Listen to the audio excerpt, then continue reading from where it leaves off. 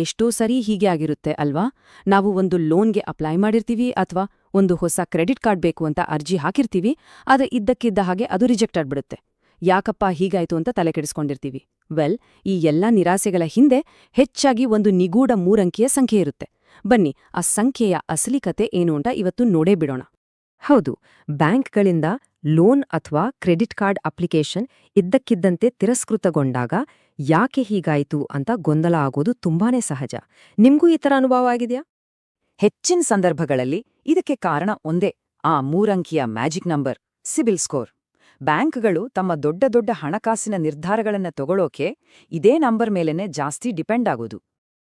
ಹಾಗಿದ್ರೆ ಬನ್ನಿ, ಈ ವಿಶ್ಲೇಷಣೆಯಲ್ಲಿ ನಾವು 4 ಪ್ರಮುಖ ವಿಷಯಗಳನ್ನ ಫಟಾಫಟ್ ಅಂತ ನೋಡ್ಕೊಂಡ್ಬರೋಣ.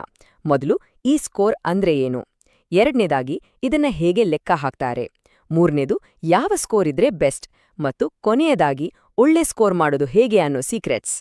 ಸರಿ, ಹಾಗಿದ್ರೆ ಮೊದಲನೇ ಭಾಗಕ್ಕೆ ಹೋಗೋಣ. ನಮ್ಮ ಹಣಕಾಸಿನ ರಿಪೋರ್ಟ್ ಕಾರ್ಡ್ ಅಂದ್ರೆ ಏನು ಅಂತ ಮೊದಲು ಅರ್ಥ ಮಾಡಿಕೊಳ್ಳೋಣ. ಇದು ನಮ್ಮ ಆರ್ಥಿಕ ನಂಬಿಕೆಯನ್ನೇ ಅಳತೆ ಮಾಡೋ ಒಂದು ಸಂಖ್ಯೆ. ತುಂಬಾ ಸಿಂಪಲ್ ಆಗಿ ಹೇಳ್ಬೇಕಂದ್ರೆ, ಸಿಬಿಲ್ ಸ್ಕೋರ್ ಅನ್ನೋದು ನಮ್ಮ ಫೈನಾನ್ಷಿಯಲ್ ರಿಪೋರ್ಟ್ ಕಾರ್ಡ್ ಇದ್ದ ಹಾಗೆ.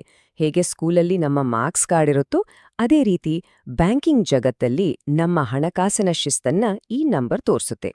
ಇದು 300ರಿಂದ 900 ಒಳಗಿರುತ್ತೆ. ಇಲ್ಲಿ ಒಂದು ವಿಷಯ ಮಾತ್ರ ತುಂಬಾನೇ ಕ್ಲಿಯರ್ ಆಗಿರ್ಬೇಕು. ಸ್ಕೋರ್ ಹೆಚ್ಚಿದಷ್ಟು ನಾವು ಜವಾಬ್ದಾರಿಯುತ ಸಾಲಗಾರರು ಅಂತ ಅರ್ಥ. ಅದೇ ಸ್ಕೋರ್ ಕಡಿಮೆ ಇದ್ರೆ ಬ್ಯಾಂಕ್ಗಳು ನಮ್ಮನ್ನ ಸ್ವಲ್ಪ ರಿಸ್ಕಿ ಅಂತ ನೋಡ್ತಾರೆ. ಅಂದ್ರೆ ಸಾಲ ವಾಪಸ್ ಕೊಡೋದು ಡೌಟ್ ಅಂತ. ಈಗ ಒಂದು ಮುಖ್ಯವಾದ ವಿಚಾರವನ್ನ ಗಮನಿಸಿ. ಬ್ಯಾಂಕ್ನವರು ಯಾರ ಮುಖ ನೋಡಿಯೋ ಮಾತು ಕೇಳಿಯೋ ಸಾಲ ಕೊಡಲ್ಲ. ಅವರು ನೋಡೋದು ಒಂದೇ, ಅದು ಸ್ಕೋರ್. ಯಾಕಂದ್ರೆ ಸ್ಕೋರ್ ಯಾವತ್ತೂ ಸುಳ್ಳು ಹೇಳಲ್ಲ.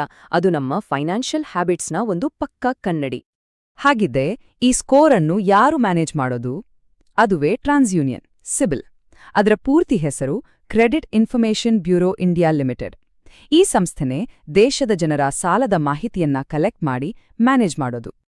ಈ ಸಂಸ್ಥೆ ನಮ್ಮ ಎಲ್ಲಾ ಲೋನ್ಗಳ ಹಿಸ್ಟ್ರಿ, ನಾವು ಕ್ರೆಡಿಟ್ ಕಾರ್ಡ್ ಬಿಲ್ ಹೇಗ್ ಕಟ್ತೀವಿ, ಇಎಂಐಗಳ ರೆಕಾರ್ಡ್, ಎಲ್ಲಾದ್ರೂ ಪೇಮೆಂಟ್ ಮಿಸ್ ಮಾಡಿದೀವಾ, ಇನ್ನು ಎಷ್ಟು ಸಾಲ ಬಾಕಿ ಇದೆ, ಹೀಗೆ ನಮ್ಮ ಎಲ್ಲಾ ಹಣಕಾಸಿನ ಚಟುವಟಿಕೆಗಳ ಮೇಲೆ ಒಂದು ಹದ್ದಿನ ಕಣ್ಣಿಟ್ಟಿರುತ್ತೆ. ಓಕೆ, ಹಾಗಾದ್ರೆ ಈ ಸ್ಕೋರ್ ಅನ್ನ ಹೇಗೆ ಕ್ಯಾಲ್ಕುಲೇಟ್ ಮಾಡ್ತಾರೆ? ನಮ್ಮ ಕ್ರೆಡಿಟ್ ಸ್ಕೋರ್ ಅನ್ನ ಡಿಸೈಡ್ ಮಾಡುವ ಆ 5 ಪ್ರಮುಖ ಫ್ಯಾಕ್ಟರ್ಸ್ ಯಾವುದು ಅಂತ ಈಗ ನೋಡೋಣ. ಒಬ್ಬ ವ್ಯಕ್ತಿಯ ಸಿಬಿಲ್ ಸ್ಕೋರ್ ಅನ್ನ ನಿರ್ಧಾರ ಮಾಡೋ 5 ಪ್ರಮುಖ ಅಂಶಗಳು ಅಂದ್ರೆ ಪೇಮೆಂಟ್ ಹಿಸ್ಟ್ರಿ, ಕ್ರೆಡಿಟ್ ಯುಟಿಲೈಸೇಷನ್, ಲೋನ್ಗಳ ಮಿಕ್ಸ್, ಕ್ರೆಡಿಟ್ ಏಜ್ ಮತ್ತು ಹೊಸ ಸಾಲಕ್ಕಾಗಿ ಎಷ್ಟು ಸಾರಿ ವಿಚಾರಿಸಿದ್ದೀವಿ ಅನ್ನೋಡು. ಇವೆಲ್ಲದರಲ್ಲೂ ಪೇಮೆಂಟ್ ಹಿಸ್ಟ್ರಿನೇ ಕಿಂಗ್, ಅತಿ ಮುಖ್ಯವಾದದ್ದು. ಒಂದೇ ಒಂದು ಇಎಂಐ ಅಥವಾ ಕಾರ್ಡ್ ಬಿಲ್ ಕಟ್ಟೋದು ಲೇಟ್ ಆದ್ರೂ ಸಾಕು, ಸ್ಕೋರ್ ಢಮಾರ್ ಅಂತ ಕೆಳಗೆ ಬೀಳುತ್ತೆ. ಇದು ಅಷ್ಟು ಸೆನ್ಸಿಟಿವ್. ಇನ್ನೊಂದು ಇಂಪಾರ್ಟೆಂಟ್ ವಿಷಯ ಅಂದ್ರೆ ಕ್ರೆಡಿಟ್ ಯುಟಿಲೈಸೇಷನ್, ಅಂದ್ರೆ ನಮ್ಮ ಕ್ರೆಡಿಟ್ ಕಾರ್ಡ್ ಲಿಮಿಟ್ ಅನ್ನ ಎಷ್ಟು ಯೂಸ್ ಮಾಡ್ತೀವಿ ಅನ್ನೋದು. ಉದಾಹರಣೆಗೆ, 1,00,000 ಲಿಮಿಟ್ ಇರೋ ಕಾರ್ಡ್ನಲ್ಲಿ ಪ್ರತಿ ತಿಂಗಳು 40,000ಕ್ಕಿಂತ ಜಾಸ್ತಿ ಯೂಸ್ ಮಾಡ್ತಿದ್ರೆ ಬ್ಯಾಂಕ್ಗಳಿಗೆ ಅದೊಂದು ಡೇಂಜರ್ ಸಿಗ್ನಲ್ ತರ ಕಾಣಿಸುತ್ತೆ. ಏಕಂದ್ರೆ ಇವರು ಪೂರ್ತಿ ಸಾಲದ ಮೇಲೆಯೇ ಅವಲಂಬಿತರಾಗಿದ್ದಾರೆ ಅಂತ ಅನ್ಸುತ್ತೆ. ಸಿಂಪಲ್ ಆಗಿ ಹೇಳ್ಬೇಕಂದ್ರೆ, ಸ್ಕೋರ್ ಅಂದ್ರೆ ಅದೊಂದು ಟ್ರಸ್ಟ್ ಮೀಟರ್. ಅಂದ್ರೆ ಸಾಲ ಕೊಟ್ರೆ ಇವರು ಟೈಮಿಗೆ ಸರಿ ವಾಪಸ್ ಕೊಡ್ತಾರಾ ಇಲ್ವಾ ಅಂತ ಬ್ಯಾಂಕ್ಗಳು ಒಂದೇ ಕ್ಷಣದಲ್ಲಿ ಅಳತೆ ಮಾಡಕ್ಕೆ ಈ ಮೀಟರ್ ಹೆಲ್ಪ್ ಮಾಡುತ್ತೆ. ಸರಿ, ಹಾಗಿದ್ರೆ ಯಾವ ಸ್ಕೋರ್ ನಿಜವಾಗಿಯೂ ಮ್ಯಾಟರ್ ಆಗತ್ತೆ? ಈ ನಂಬರ್ಗಳು ನಮ್ಮ ಲೋನ್ ಅಪ್ಲಿಕೇಶನ್ಗಳ ಮೇಲೆ ಯಾವ ರೀತಿ ಪರಿಣಾಮ ಬೀರುತ್ತೆ ಅನ್ನೋದನ್ನ ಈಗ ಡೀಟೇಲ್ ಆಗಿ ನೋಡೋಣ. ಸಾಮಾನ್ಯವಾಗಿ 750+ ಸ್ಕೋರ್ ಇದ್ರೆ ಎಕ್ಸಲೆಂಟ್ ಅಂತಾರೆ. ಇಂಥವರಿಗೆ ಸಾಲ ಸಿಗೋದು ಆಲ್ಮೋಸ್ಟ್ ಗ್ಯಾರಂಟಿ. 700ರಿಂದ 749 ಇದ್ರೆ ಗುಡ್, ಪರವಾಗಿಲ್ಲ. ಆದ್ರೆ 650ಕ್ಕಿಂತ ಕಡಿಮೆ ಇದ್ರೆ ಅದನ್ನ ರಿಸ್ಕ್ ಝೋನ್ ಅಂತಲೇ ಕರೀತಾರೆ. ಒಂದು ವೇಳೆ ಸ್ಕೋರ್ ಕಡಿಮೆ ಇದ್ರೆ ಏನಾಗಬಹುದು? ಲೋನ್, ಕ್ರೆಡಿಟ್ ಕಾರ್ಡ್ ಎಲ್ಲ ರಿಜೆಕ್ಟ್ ಆಗಬಹುದು. ಒಂದು ವೇಳೆ ಲೋನ್ ಸಿಕ್ಕಿದ್ರೂ ಜಾಸ್ತಿ ಬಡ್ಡಿ ಹಾಕಬಹುದು, ಕೇಳಿದಷ್ಟು ಅಮೌಂಟ್ ಕೊಡದೇ ಇರಬಹುದು, ಜೊತೆಗೆ ಸುಮ್ನೆ ಜಾಸ್ತಿ ಡಾಕ್ಯುಮೆಂಟ್ಸ್ ಕೇಳಿ ಸತಾಯಿಸಬಹುದು. ಹಾಗಿದ್ರೆ ಒಳ್ಳೆ ಸ್ಕೋರ್ ಪಡೆಯೋದು ಹೇಗೆ? ನಮ್ಮ ಹಣಕಾಸಿನ ನಂಬಿಕೆಯನ್ನ ಹೆಚ್ಚಿಸೋಕೆ ಮತ್ತು ಸ್ಕೋರ್ ಇಂಪ್ರೂವ್ ಮಾಡ್ಕೊಳ್ಳೋಕೆ ಕೆಲವು ಪಕ್ಕಾ ಸ್ಟೆಪ್ಸ್ ಬಗ್ಗೆ ಈಗ ಮಾತಾಡೋಣ. ಒಳ್ಳೆ ಸ್ಕೋರ್ಗಾಗಿ ಕೆಲವು ಗೋಲ್ಡನ್ ಟಿಪ್ಸ್ ಇಲ್ಲಿವೆ. ಫಸ್ಟ್ ಅಂಡ್ ಫಾರ್ಮೋಸ್ಟ್, ಇಎಂಐಗಳನ್ನ ಒಂದೇ ಒಂದು ದಿನವೂ ಲೇಟ್ ಮಾಡದೆ ಟೈಮಿಗೆ ಕಟ್ಟಿ. ಕ್ರೆಡಿಟ್ ಕಾರ್ಡ್ ಬಿಲ್ಲನ್ನ ಪೂರ್ತಿಯಾಗಿ ಪೇ ಮಾಡಿ, ಬರೀ ಮಿನಿಮಮ್ ಅಮೌಂಟ್ ಅಲ್ಲ. ಕ್ರೆಡಿಟ್ ಲಿಮಿಟ್ ಅನ್ನ ಆದಷ್ಟು 30% ರಿಂದ 40% ಒಳಗೆ ಬಳಸಿ. ಸುಮ್ಸುಮ್ನೆ ಎಲ್ಲೆಂದರಲ್ಲಿ ಲೋನ್ಗೆ ಅಪ್ಲೈ ಮಾಡಬೇಡಿ. ಹಳೆ ಕ್ರೆಡಿಟ್ ಕಾರ್ಡ್ ಅನ್ನ ಕ್ಲೋಸ್ ಮಾಡೋ ಮುನ್ನ ಯೋಚನೆ ಮಾಡಿ, ಯಾಕಂದ್ರೆ ಹಳೆ ಹಿಸ್ಟ್ರಿ ಮುಖ್ಯ. ಮತ್ತು ಕೊನೆಯದಾಗಿ, ನಿಮ್ಮ ರಿಪೋರ್ಟ್ನಲ್ಲಿ ಏನಾದ್ರೂ ತಪ್ಪಿದ್ರೆ ತಕ್ಷಣ ಕಂಪ್ಲೇಂಟ್ ಮಾಡಿ ಸರಿಪಡಿಸ್ಕೊಳ್ಳಿ.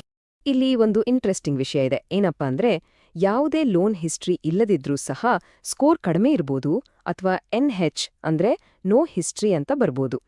ಯಾಕಂದ್ರೆ ಬ್ಯಾಂಕ್ಗಳಿಗೆ ನಮ್ಮ ಬಗ್ಗೆ ಏನೂ ಗೊತ್ತಿರಲ್ಲ, ಸೊ ಅವರಿಗೆ ನಮ್ಮೇಲೆ ನಂಬಿಕೆನೇ ಬಂದಿರಲ್ಲ. ಹಾಗಿದ್ರೆ ಝೀರೋದಿಂದ ಸ್ಕೋರ್ ಬಿಲ್ಡ್ ಮಾಡೋದು ಹೇಗೆ?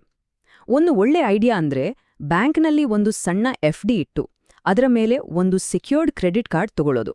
ಆ ಕಾರ್ಡ್ನಿಂದ ಪ್ರತಿ ತಿಂಗಳು ಸಣ್ಣಪುಟ್ಟ ಖರ್ಚು ಮಾಡಿ ಬಿಲ್ ಅನ್ನ ಟೈಮಿಗೆ ಸರಿಯಾಗಿ ಫುಲ್ ಪೇಮೆಂಟ್ ಮಾಡಿ. ಹೀಗೆ ಮಾಡ್ತಾ ಹೋದ್ರೆ ನಿಧಾನವಾಗಿ ಒಂದು ಪಾಸಿಟಿವ್ ಕ್ರೆಡಿಟ್ ಹಿಸ್ಟ್ರಿ ಬಿಲ್ಡ್ ಆಗುತ್ತೆ. ಒಂದು ಮಾತು ನೆನಪಿರಲಿ, ನಮ್ಮತ್ರ ದುಡ್ಡಿಲ್ಲದಿದ್ರೂ ಲೈಫಲ್ಲಿ ಇನ್ನೊಂದು ಚಾನ್ಸ್ ಸಿಗಬಹುದು. ಆದ್ರೆ ಫಿನಾನ್ಷಿಯಲ್ ವರ್ಲ್ಡ್ನಲ್ಲಿ ನಂಬಿಕೆ ಇಲ್ಲದಿದ್ರೆ ಸಾಲ ಸಿಗೋದಿಲ್ಲ. ಆ ನಂಬಿಕೆಯೇ CBI ಸ್ಕೋರ್. ಒಟ್ಟಾರೆಯಾಗಿ ಹೇಳೋದಾದ್ರೆ, ಈ ಸಿಬಿಲ್ ಸ್ಕೋರ್ ಅನ್ನೋದು ನಮ್ಮ ಭವಿಷ್ಯದ ಎಲ್ಲ ದೊಡ್ಡ ದೊಡ್ಡ ಕನಸುಗಳಿಗೆ ಒಂದು ಮಾಸ್ಟರ್ ಕೀ ಇದ್ದಾಗೆ. ಅದು home loan, car loan, business loan ಅಥವಾ ಪರ್ಸನಲ್ ಲೋನ್ ಯಾವುದೇ ಇರ್ಲಿ, ಈ ಸ್ಕೋರ್ ತೆರೆಮರೆಯಲ್ಲಿ ಸೈಲೆಂಟ್ ಹೀರೋ ತರ ಕೆಲಸ ಮಾಡತ್ತೆ. ಕೊನೆಯದಾಗಿ ಒಂದು ಪ್ರಶ್ನೆಯೊಂದಿಗೆ ಈ ಚರ್ಚೆಯನ್ನ ಮುಗಿಸೋಣ. ನಿಜವಾದ ಹಣಕಾಸಿನ ವಿಶ್ವಾಸ ಅನ್ನೋದು ಕೇವಲ ಸಾಲದ ಬಾಗಿಲನ್ನಷ್ಟೇ ಅಲ್ಲ, ನಮ್ಮ ಜೀವನದಲ್ಲಿ ಇನ್ನೇನೆಲ್ಲ ಅವಕಾಶಗಳ ಬಾಗಿಲನ್ನ ತೆರೆಯಬಹುದು